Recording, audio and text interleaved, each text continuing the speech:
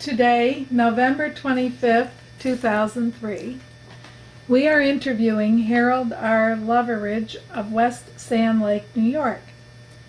He served in the U.S. Army. This interview is taking place in the Stratton VA Medical Center in Albany, New York at 11:15 a.m.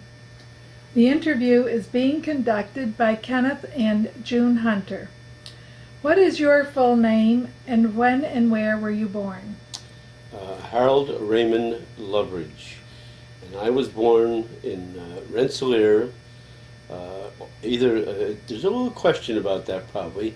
I'm trying to go back through the family tree, but it was either in Rensselaer at home, because perhaps my mother didn't make it. They were headed for the Brady Memorial Hospital in Albany. Now, it's like I say, not checking the records that close. Either or. Yeah. And, 1925. 1925. January the 2nd. You know? Okay. New Year's baby. Not quite. Almost. Now, what did you do before you entered the military service? Well, formal jobs I had. I went to work for Niagara Mohawk and used to read the meters. And I didn't, needless to say, with all the walking that is done, reading meters, and some of the wild animals like the dogs that you meet, excuse me, I was about 6 months, I believe, and I quit. Boy, quitting Niagara Mohawk, that's something, right? But then I went to work for Montgomery Ward, like everyone does, and actually I went in service from Montgomery Wards. They had a party for me and everything at the time. And I guess I didn't spend much more than a year, a couple months at Wards. Now, how did you get into the military service? Did you enlist? Were you drafted? I was finally drafted in the Army. But when a young fellow, I wanted to go into the Navy, and I had to, when I went down to the recruiting office, they told me, well, we can't take you with your teeth the way they are.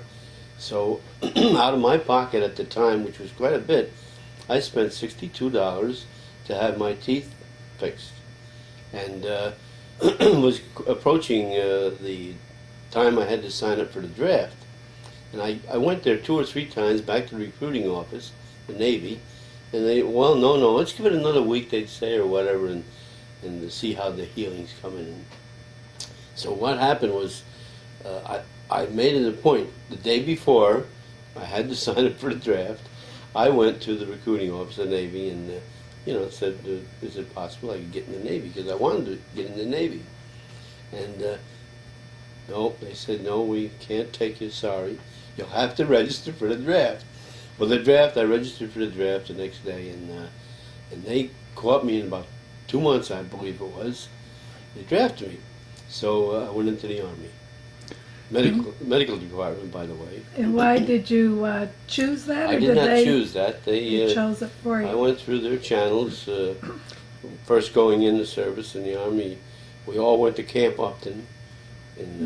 That was for your basic? No. That was, I guess, just a preliminary thing, kind of finding out what you... Maybe they paid attention to your thoughts, I don't know. But I wound up at Camp Pickett, Virginia for my medical training. And of course it was infantry training too. We did the long marches, and at that time the longest march was 25 miles after you get to it. But that 85-pound pack on your back, it was quite a thing, you know. And what were your feelings then about being in the service? What was the mood of the country like, and how did it affect you? Well, I think that we were all very patriotic, I feel, young fellows. I was only 18, and I guess I was happy to be one of those that could help, whatever the need was. And just a little sideline thought, when we were in school in the junior year, in fact I did quit in my junior year, but I did go back later. But there was only 2 of us boys in the whole class. I couldn't honestly tell you how many, but it was probably 25 students, and it was 2 of us boys with all the girls there, you know. So I can remember Bob Hackman, his name was, locally, and we'd talk often. Hey, Bob, we got to get out of here, you know. All these, us and just all the women. So I think that's one of the reasons that I jumped out and tried to get into the Navy. And, like I say, you feel like what would happen naturally was during that period of time, all the other boys that went in service would come home and come into the class and tell their experience and be proud of what they were doing, and Bob and I were sitting there, and, you know, I don't know, I think it hurt your ego a little bit, you know what I mean? I guess if a man didn't have something to do with the war, people looked down on him, and that was part of the time. I think that's true, you know, because the of course, I was going to say it was a common thing to see soldiers at home and leave all the time and everything, and that was true. But it seemed as though you've got to do something. Everybody else is doing something, and your friends are in uniform, and yeah. So, what was your training like for the medical corps? Well, like I say, we and on the physical end of it, we took the infantry basic, and then we were always in classes for seeing medical, not only medical operations, medical, what was happening in the war, what our job might happen to turn out to be, you know, what they wanted, expected of us. And we, I don't think that they were not trying to make doctors out of us. They were trying to show us on emergency situations what to do with the the soldier and how to treat him, and I guess that's just about it. A lot of, well, I will say, like first aid type thing, and kind of were introduced to resetting limbs or whatever, and it was quite extensive. And I kind of liked it after I got into it. And square one, they put us from Camp Pickett. We went up to another Camp Miles Standish up in Massachusetts, and from there, I guess they broke us down and sent us into small units comprised of a doctor, a nurse, and 5 corpsmen when we finally became a corpsman, And they sent us down to Camp Kilmer, New Jersey, a debarkation point. And from there, I guess, I got onto a 2.5-ton truck there one morning. They woke us all up, a lot of us. And I can remember it was dark, so I could say it was probably, you're always supposed to be ready to go at an embarkation point. You don't have to take too long to throw everything in the bag and jump on the truck. Well, what happened was I'm up on the truck, and the sergeant comes out of the barracks, and we were going, I don't know where we were going square. Oh, yes, I do. We were going to the airborne medics. That's right, we were going to the airborne medics. And here we are, well, we're kind of excited about that, going to be on airplanes or whatever, or helicopters, who knows what. And the sergeant comes out of the barracks, and he calls out 5 names, and mine happened to be one of them. Get off the truck, you got another detail you're going to be going on, So I said, oh, boy, you don't know what they're going to be doing with you now, So the rest that was left went to their airborne medics, and I wound up going to the ships. Traveling on, there was, they formed this unit of, like I said before, there was a nurse and an officer, the doctor, I suppose he was, or at least well educated in medical. And 7 of us, we used to travel troop ships. And that got me onto an awful lot of different ships, some of probably which I couldn't even remember. I think there was an Andes, it was a Liberty ship. Well, we used to, the troops, they'd send thousands on each ship, and of course the Queen Mary and the Queen Elizabeth, and there was thousands on that ship. We would set up dispensaries to take care of the everyday ills of the troops while they were in transport, while they were, you know, going to Europe. And so I did get to ride on, or so to speak, the Queen Mary, the Queen Elizabeth, and others that I had made 22 trips across the Atlantic. And then after that series of trips, and of course as time progressed, it was about, I pretty near completed 2 years of service at a point, and they gave us, they assigned us a ship, a hospital ship of our own, the Charles A. Stafford. And that, at that time, you have newspaper articles that I've given you, that was the largest hospital ship that the Army had. Now there was one thing at that time I was not really aware of either.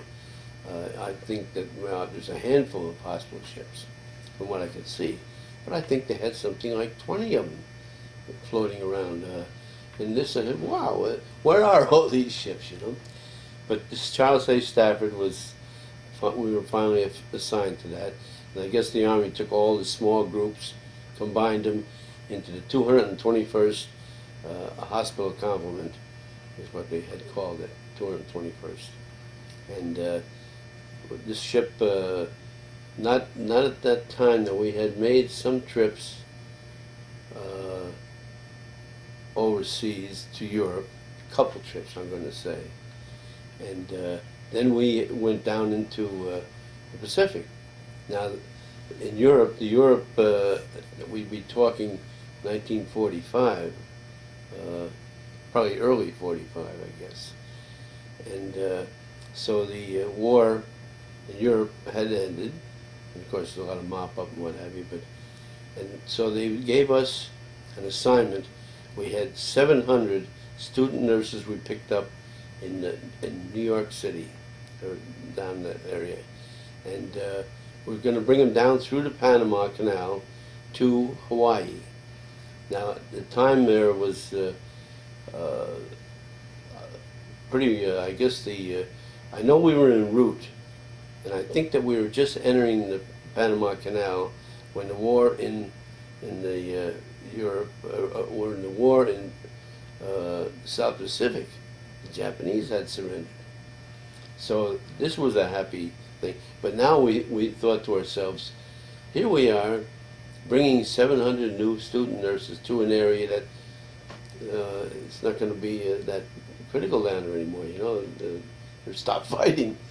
So, but it was great, and I say it was very pleasurable in a way, because we had leave in Panama City, just a day, or it might even be hours, I suppose, as I remember. But we got to see Panama City, and then we went through the canal and down into Hawaii. We in Pearl Harbor, we stopped there and had a day, or a couple of days, I guess, and nice cruise, you know. So we went on down with the 700 nurses to Manila, and that's where we left the 700 nurses. They went to different, I understand, around the different islands around Manila and the Philippines. And we didn't have, as I remember, we didn't have any of those student nurses with us when we went to New Guinea. We went on down to New Guinea, and I don't, if we had any of them, it was not a complement of the maybe 50 or whatever, I don't really know, but we were down there in New Guinea, and I speak of New Guinea, Biak, New Guinea is one of the wildest areas that I had ever encountered as far as the way the people live. And that, I understand later, I guess I found out later, Rockefeller's son was lost there, and I don't think they ever found him. but knowing the area and what I was exposed to, I can see where they could have had they could have had a good lunch. I don't know.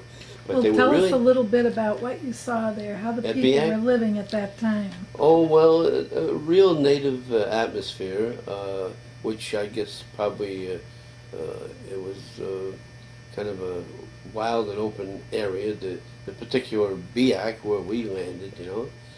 And I guess it was like out camping, so to speak. Even the town, they told us, they warned us that if you go to town, which we had an opportunity to do, you go in groups. You don't go alone. So, and there was just a lot of, we'll say like flea market craft. The natives would, I think I bought moccasins there that was made by the natives, but you know, it was that type of thing, that type of atmosphere. We didn't get to, it was not, from our, what we had seen, yes, there was in the distance what supposedly was an army camp, all like Quonset huts and that type of thing, but no real population buildings or to any architectural value or whatever, I don't think, you know. Just the straw huts and up on the projected, I guess because of the tide, they were all up on stilts, you know, everything was on stilts. And But they that was probably no industry or anything like that at that time. not that, of course, we didn't go that far inland on the island itself. The island where we had landed was not, from what we could see, was not that large. No, I imagine it was probably.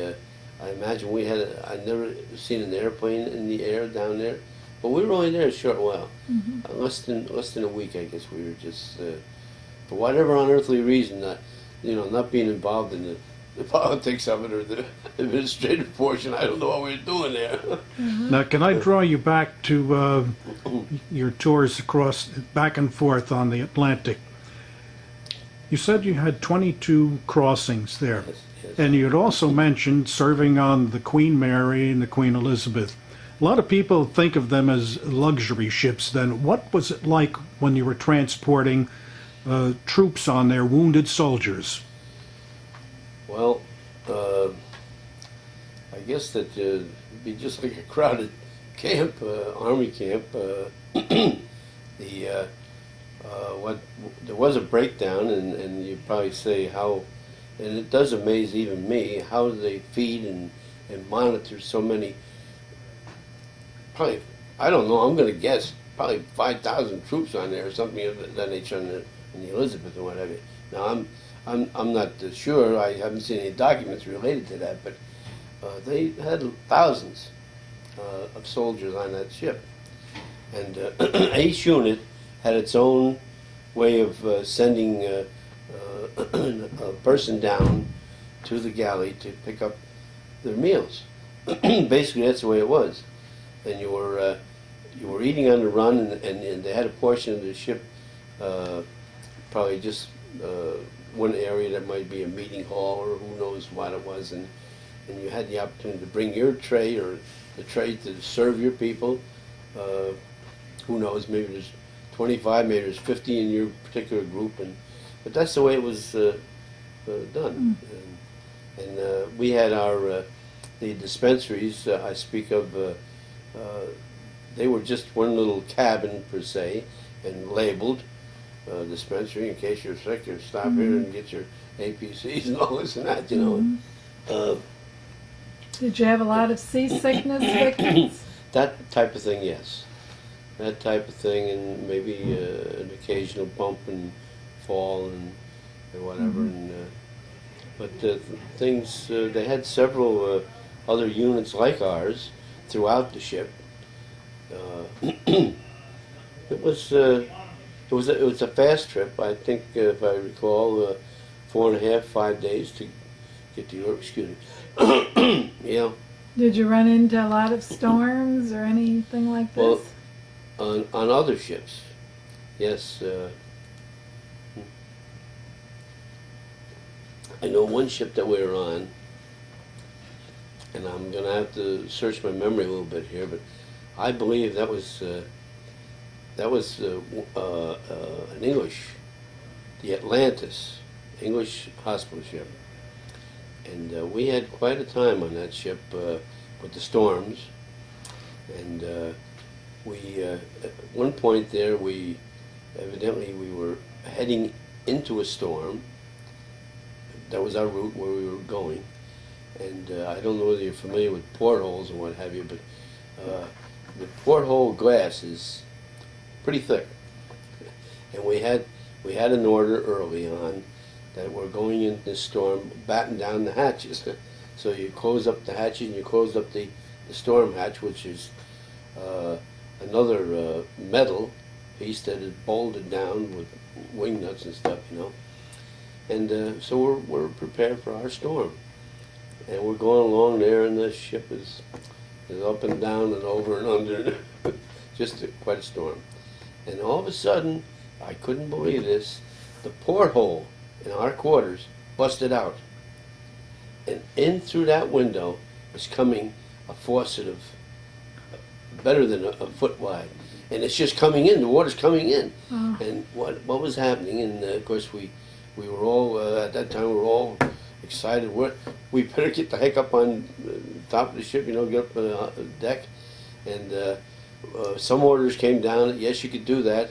And at this point, we're going to try to change course. So put all your belongings high. And that water built up to between 2 and 3 foot in our quarters.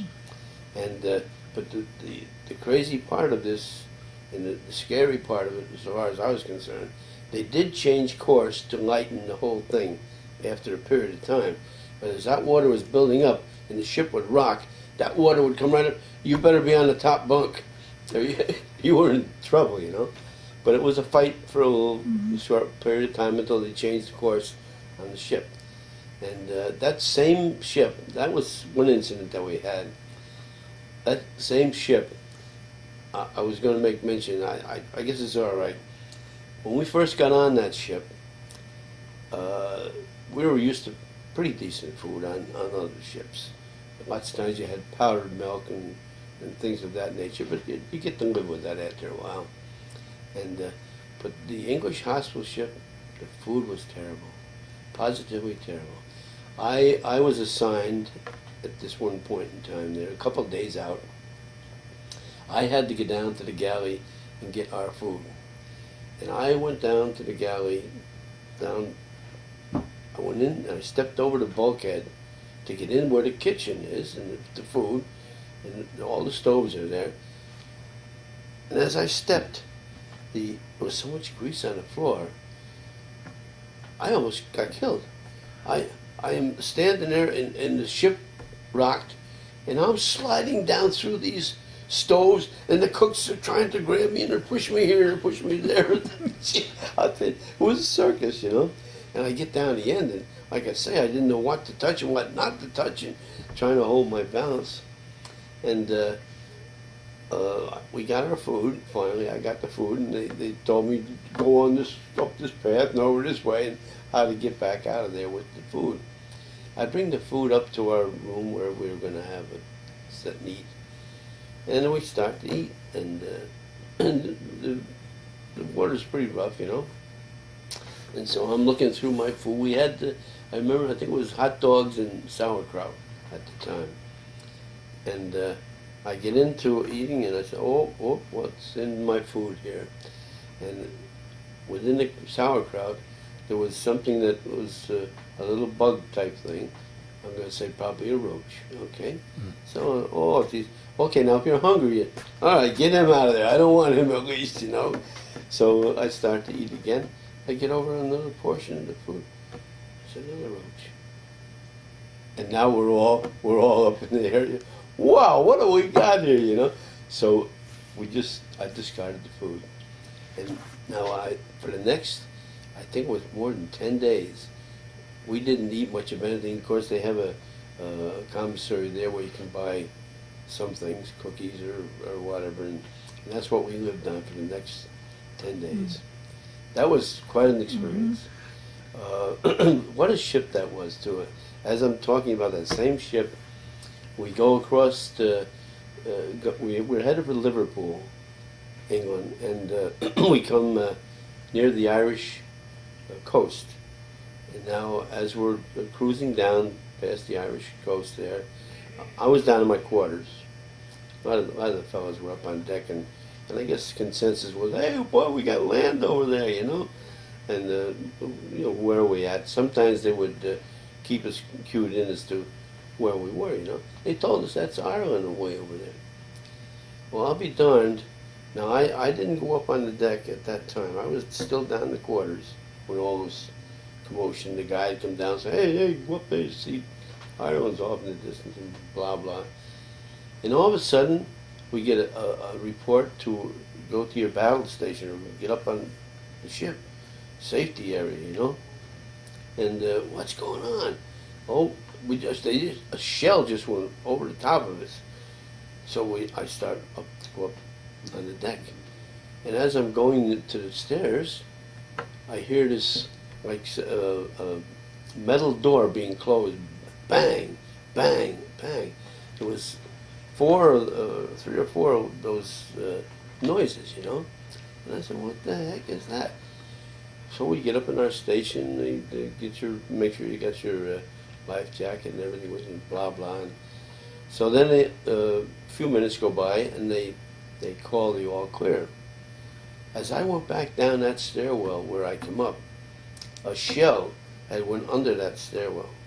And it had come right through the ship, hitting, not knowing at that time, this bang, bang, it was going through the bulkheads. Oh, it bang, bang, through all the big metal bulkheads. And it wound up pretty much underneath the stairwell where I was going up. And I think to myself, well, they didn't draw my number. It wasn't my time. It was a dud. Which, boy, I'll tell you. Did they ever figure out where the firing came from? They had, as rumor would go, it was shore batteries that shot at us. Friendly fire. Isn't that something, huh? No. That was the only time that our ship was, or the ship that I was on, was ever hit, you know. Now, crossing the Atlantic back and forth, you brought wounded troops back, but going back over to Europe, did you carry replacement troops? And were you traveling in convoys or by yourself? Okay, most of the time by ourselves. I can recall one of those trips was we were in a convoy, and we had to naturally, if you're familiar with convoys, they change direction every 8 minutes or some of that nature. But we were in that convoy. One convoy. It's the only time I ever was in a convoy. I couldn't tell you what trip that was or where we had went, and I can't even remember honestly the ship, because I was on so many ships that I was fortunate, and I feel great about documenting our own Stafford, the hospital ship, Charles Stafford. And I have the laminated pictures there. It's great, you know. It's I did the right thing for once, you know. But other than that, an experience we had on one of the, let's see now, that was the Stafford, that we picked up 700 German prisoners down on Hudson, and I'm going to have to take a shot at, I think it was Nyack, where we picked them up. There was a prison camp down there. So we took the 700 German prisoners on our Charles Stafford to Marseille, France. And the intent was to exchange those German prisoners, who were all wounded, for 700 of our boys. And it proceeded all right. We did have an incident. We went there and had to anchor out in the harbor for, gosh, I think it was almost a week. It was quite a period of time. And the Swiss was making the arrangements for the exchange. Of course, they were neutral. And when the time come, we come in from the harbor, pull up anchor, and we're heading into the Marseille, France harbor, which was full of sunken ships. And we look up ahead of us a few hundred feet, and there was a sunken hospital ship at a wharf at the dock. And the only thing that was exposed in the water was the Red Cross on the stack, and the upper deck was a little bit underwater, but it was still visible there, you know. So here we are. We're on a hospital ship, and we're coming in, and we said, thinking and you know, talking to ourselves, wow, holy man, look at that hospital ship, you know, it's sunk. We could be next, you know, or whatever. But we come in, and I'll be darned if they don't tie us up to that sunken ship, and we had to cross it to get onto the dock, you know.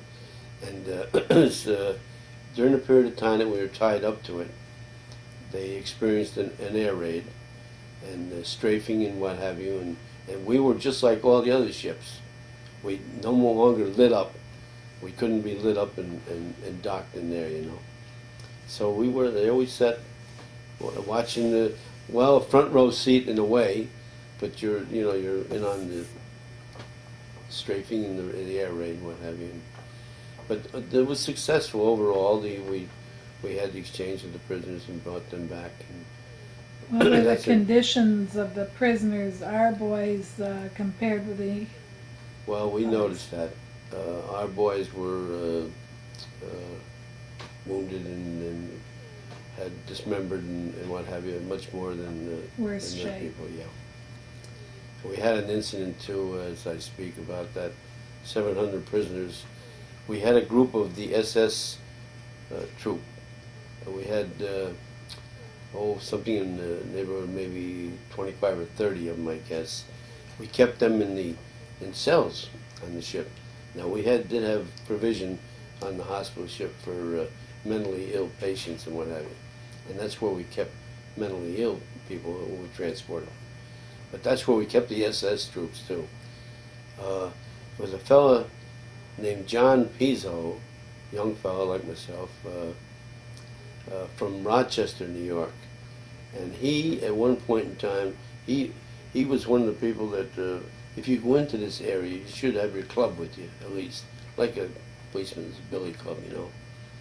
And John had his club, and he was bringing lunch or whatever to the prisoners in this one cell. There was three prisoners in this one cell, and they beat the living heck out of him. And John was a big boy. He was a big boy, and so that was an exposure to. Even though we had wounded people here in exchange, this can happen, and it did happen to John. Poor John, you know, he got beat pretty bad. Now, traveling across the Atlantic back and forth, you said many times your ship traveled alone. What was it like? Did you have complete darkness at nighttime on the ship, no lights or anything? No, we were lit up at night.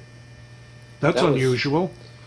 Well, it is, and it's an eerie feeling when you know the territory you're going through and you're a lit up target. And like I say, I often think of the ship now. I've had a couple of wives, but I had a wife that wanted to go on cruises, and I said, "Sweetheart, I don't like boats anymore, you know. It's like a floating island." And of course, back then, if you're in enemy territory and you're all lit up, just like a Christmas tree, we had lights all over that thing. And you're silently going through the water. You've got a destination of where you're trying to get, and hopefully you get there. But that's kind of crazy feeling, not knowing what's going to happen next. You don't only have to think of the enemy, but you think of the water and the what can happen, the storms and what have you.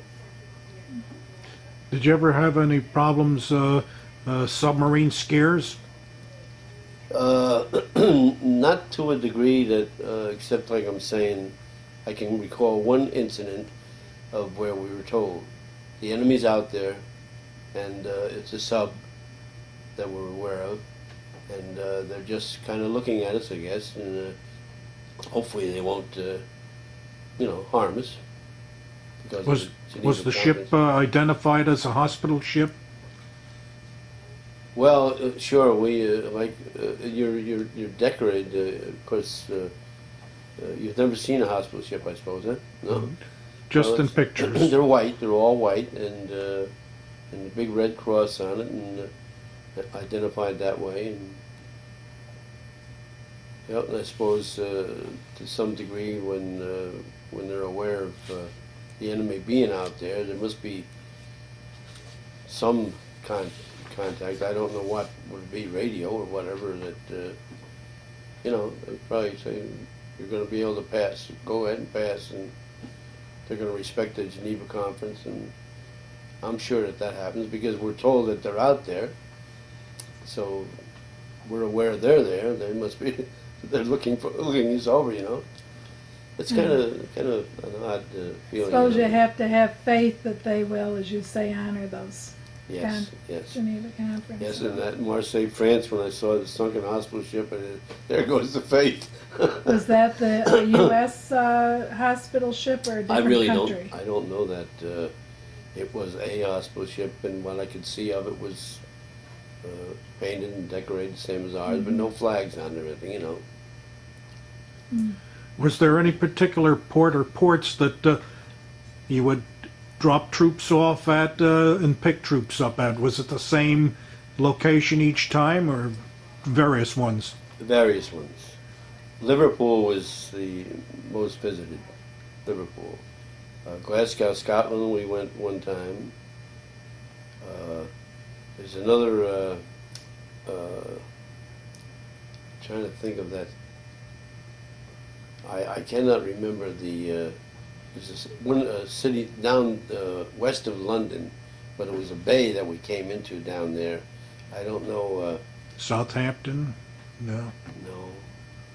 No, it was not Southampton. No, I can't recall the name of it. But generally, Liverpool is where we went. And where did you bring them back to the States? Was there one central location or a variety of them? There was just two basic locations. It was either New York City. We never went to Boston. It was New York City or Charleston, South Carolina. We used to go to Charleston quite often. Did you have an opportunity while picking troops up in England to go ashore for a short time? What were the people like over there? The English? How were you treated? Now, early on, when there was just 7 of us in the unit, and we went into Liverpool, we got off of that ship, whatever ship that was, I can't remember, but we had been 168th General Hospital. I guess we had to do some duty there. I think it was 168 or 186. That was just they speak of it as being a hospital. It was a hospital encampment, and it was just 18 miles outside of Liverpool. And when we went up in there, and we were there for 2 or 3 days, waiting for another ship to take us back, or wherever we were going, they had lost our orders. And this was kind of, I guess it was great in a way and bad in a way. Here we said, holy mackerel, they don't even know we're here, basically. They didn't have any orders, at least, as to where we're going. And so when they came down, and the sergeants came down that related to that hospital, they said, well, you guys are going to work while you're here anyway.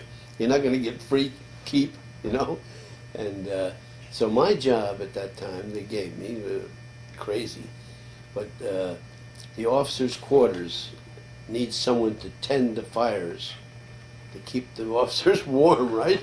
Oh, can you imagine that? And I said, what? And he said, well, there's a job you guys have got to work. You got to earn your keep. I said, oh, okay, we'll do whatever we have to do, right? But now, in doing that job, what an experience that was, what it turned out to be. I had to go and get firewood. And I would have to go outside of the officers' quarters, up on the hill there, to pick up this firewood and wheelbarrow and stuff and bring it down, you know.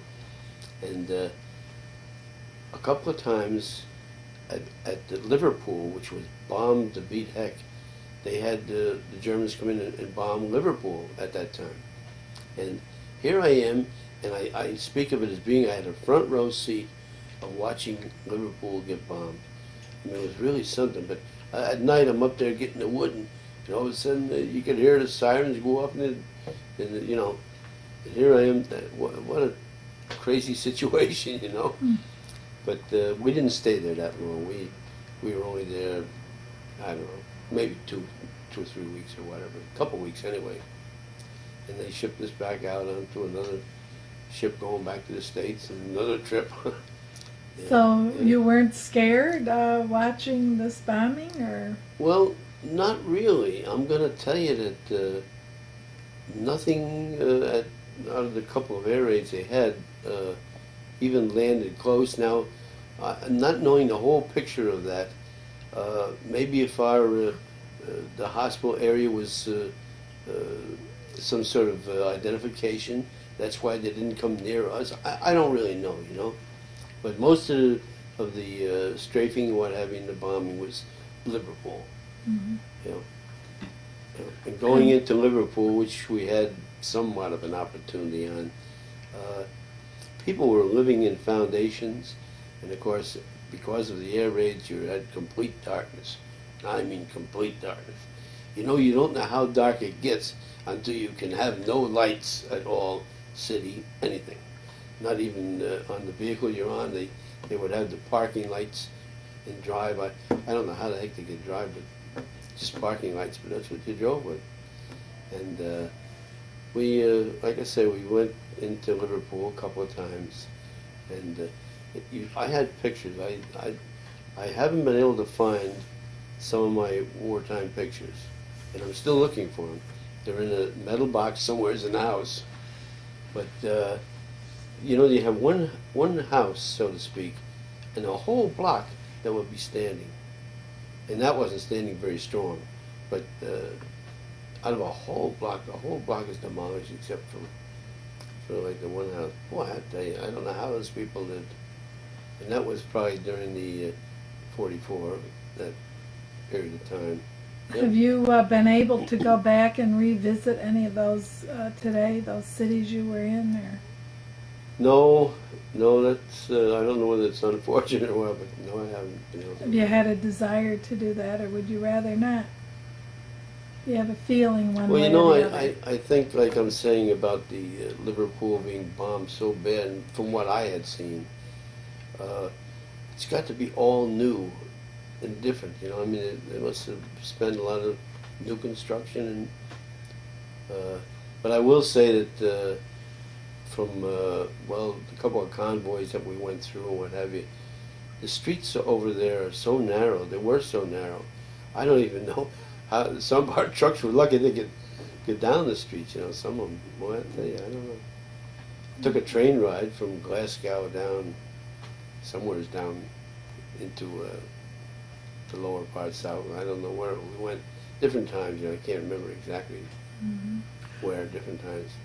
During your time on the ships and transporting wounded and probably fresh soldiers back and forth, did you have an opportunity to meet any of the famous brass, like Eisenhower or Churchill coming and addressing troops or so? No, I can't say that I did. No. We met one famous person that we had brought back, and I can't even think of his. As I recall, well, I think he was an author. I can't recall, but we had met him because he kind of spoke to the group one point in time, you know. He was riding by. How was morale? Was it high all the time? Were there times when the troops felt this is going on forever and forever? I think morale was pretty high, you know, high level, and yes, you would hear a lot of experiences of what they went through, which I guess the stories didn't necessarily want to hear them, you know. I mean, we brought back a lot of, like I say, in exchanging those German prisoners. In the pictures that I've got laminated, you can see some of those boys are, you know, but as myself being, 19 or 20 at the time, somehow or other you were just part of it, and kind of, would you say that you expected a young fella to be missing an arm or whatever? I don't know. It wasn't.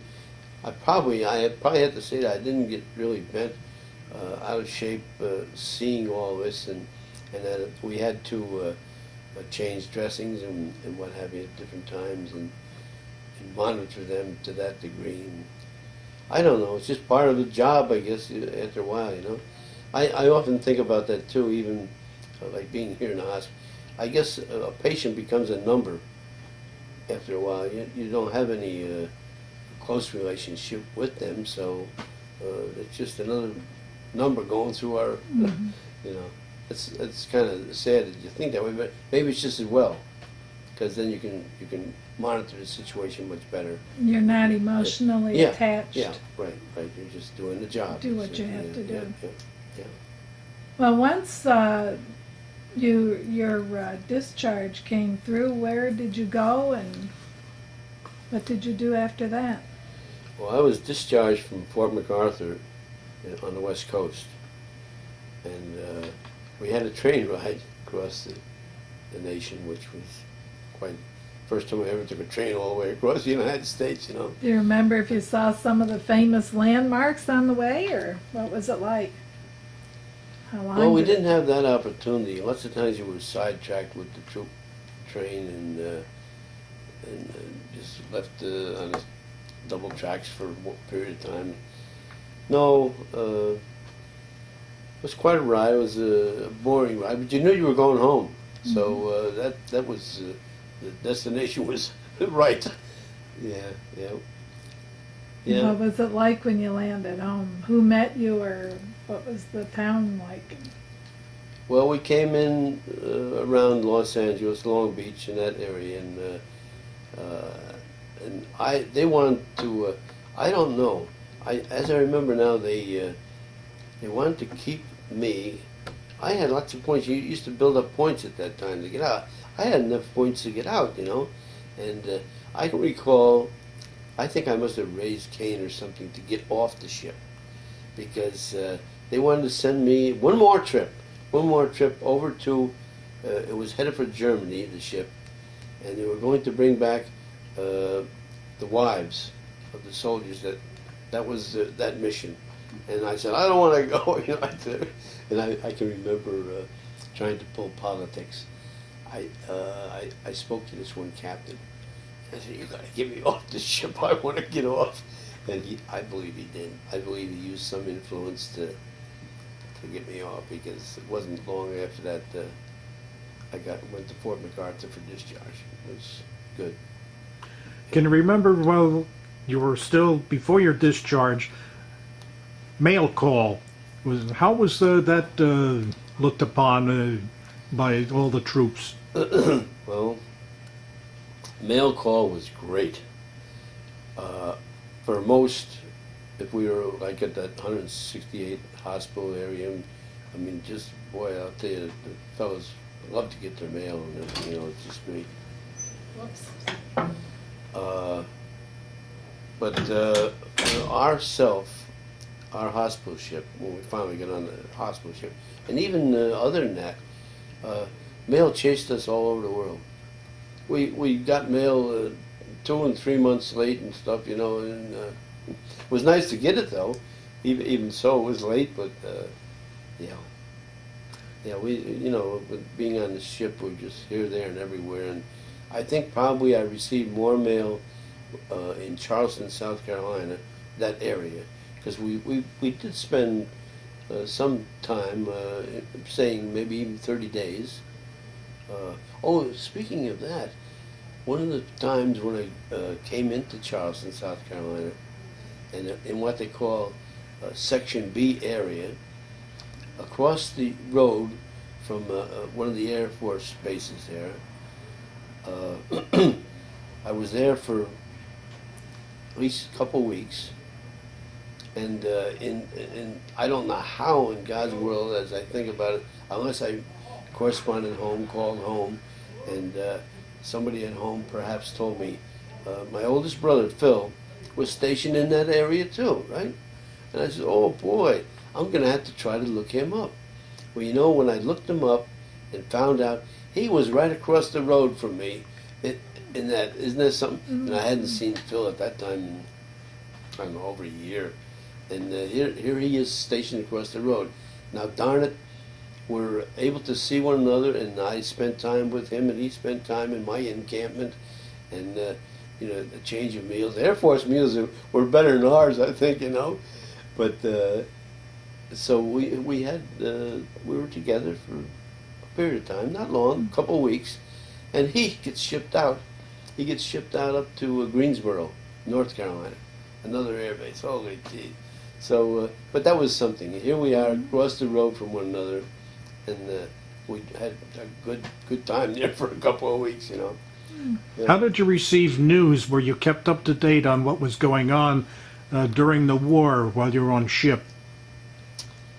Well, I think that we lacked that pretty much, honestly, because we hadn't well, sometimes I guess from our radio operator, they would get some rumors of this happening and that happening, and either over lunch or whatever in the cafeteria, you might hear something's going on. Yeah, we heard so and so, and that's probably the way we got most of our news, you know. Yeah, because there's no newspapers or anything like that. Yeah. So no TV. Maybe that was just as well. Yeah, in a way, yes. Yeah. And then what did you do once you got out of the service? What kind of work did you do? Or? Well, I had an interest in electronics, and so I believe, yeah, pretty much I went to the American District Telegraph. I believe that was the first job I went to when I got out. And I worked for them for 8.5 years. ADT, alarms, systems, and what have you, and fire alarm, burglar alarm, all that kind of stuff. After that, I went to work for Emerson Distributors in the TV business, the radio and TV business. Worked for Emerson for, I don't think it was 2 years, maybe a year and a half. And then I went into my own business. I had Capital District Television Service, is what I named it, DBA, you know. And I had that on the street for 12 years, had a store and everything, and it was great. I had some personal problems, though, at that time, my wife.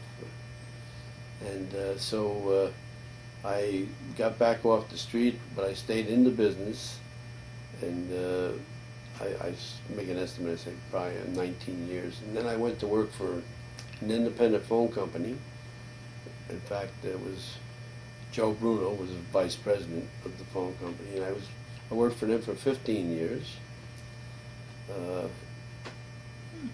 I had the honor of becoming like not a field supervisor, but in putting in the jobs. I used to run all the cabling and the distribution of the cable, and I did that for like Samaritan Hospital, St. Mary's Hospital, and Hudson Valley Community College, and St. Mary's out in Amsterdam, all the big jobs, Norton's. I run all those big jobs, the cabling, whatever, you know. Now, have you been involved in any kind of service fraternal organization like VFW American Legion? And also, have you had contact with some of the fellows you served with, any reunions you attended? Yes, I made contact with two of my friends that was on that Stafford with me. They live in Buffalo. It'd be Frank and Carl Constantino. And I, at a point in time, I don't know, maybe 5 or 6 years, tried to go see them, and I did. I understand now that Frank is very ill, and I guess Alzheimer's disease or whatever was there. But Carl is still. I get a Christmas card every year and stuff from the family, and we correspond that way. But I keep asking him to come here. Now I haven't been out to see Carl in, I think it's probably 3 years. I would like to go back out there again. I also made contact with another fellow that he was from our area. Let's see, where did Joe go in service from? I think Joe went in service from Rensselaer, I believe. Joe Souza. And it was nice seeing him. Time goes by so fast, but I think it's been a couple of years since I was down to Joe's birthday party there one year. Yep. So, and just before coming for this interview yesterday, I had seen Joe's uncle, and I said, "What about Joe?" Well, I don't. He's telling me he doesn't know how to get a hold of Joe. I said, "Well, where is he?" Oh, he's back in this area. He went down to. He went down south there, some city. Well, it was below Kinderhook, not Malaysia, but it was down in that area is where he had moved to, And that son of a gun, I went and visited him there on his birthday, and then we talked, just like I'm talking to you more or less, remember this, remember this, and the other thing. Joe, get a hold of me. Joe never got a hold of me, and of course, I dropped getting a hold of him too. It's terrible, I don't know whether he's sick or well. I don't know about Joe.